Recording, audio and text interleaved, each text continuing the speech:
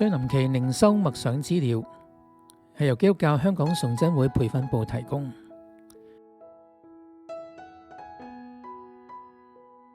日期2025年12月17日，第18天。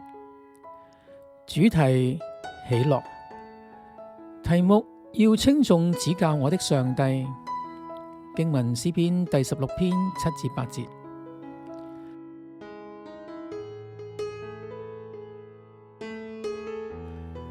我必稱頌那指教我的耶和華，我的心腸在夜間也警戒我。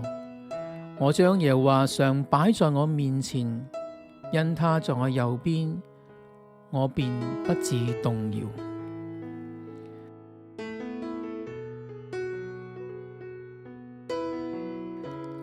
喺第7節，作者大衛話要稱頌指教佢嘅上帝。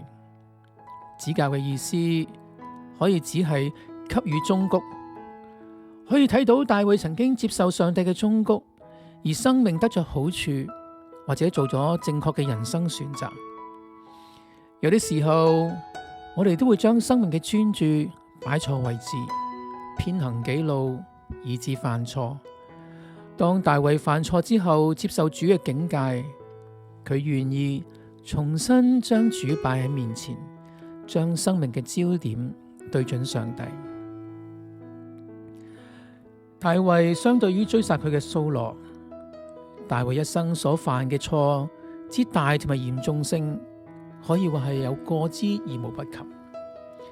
點解大衛喺聖經當中被稱為合上帝心意嘅人呢？原因應該係大衛受警戒之後，願意真誠地認罪悔改；而掃羅犯罪之後，卻推卸責任，抗拒上帝嘅懲罰。佢唔甘心被人取代，鍥而不捨嘅去追殺自己女兒嘅丈夫大衛。大衛受警戒而認罪嘅例子都唔少嘅，例如當佢登基作王之後，姦淫咗烏利亞嘅妻拔示巴，更加借刀殺咗呢個忠臣烏利亞，以去掩飾佢嘅罪行。當先知拿單以故事嚟點醒斥責佢嘅罪行，藐視上帝嘅命令，行上帝眼中看為惡嘅事。佢喺拿單面前真誠嘅認罪，並且願意接受上帝對佢惡行嘅懲罰。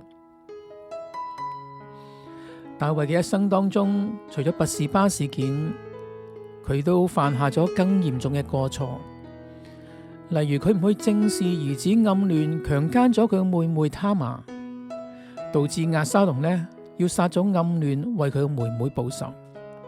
之後佢刻意冷漠對待兒子押沙龍，由於押沙龍得唔到佢所渴望父親嘅愛、饒恕同埋接納，導致佢處心積慮以叛變作復仇嘅手段。當大衛被兒子追殺逃亡嘅時候，被掃羅家族嘅示每咒罵、掟石頭。佢對神僕說：由他咒罵吧，因為這是耶和華吩咐他的。或者耶和華見我遭難，為我今日被這人咒罵，就施恩與我。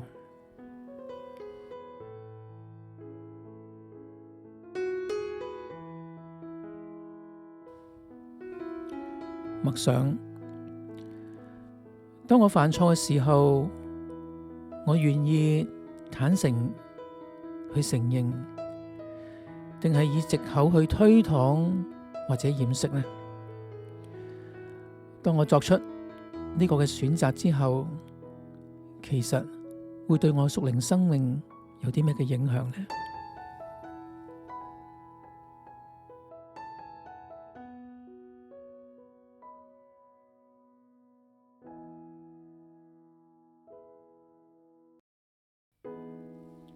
讓我哋同心禱告，感謝主，你有赦罪之恩，讓我有信心去坦誠接受自己嘅犯錯，並願意去認罪，接納所帶嚟嘅後果，以致可以與上帝與人嘅關係帶來復和。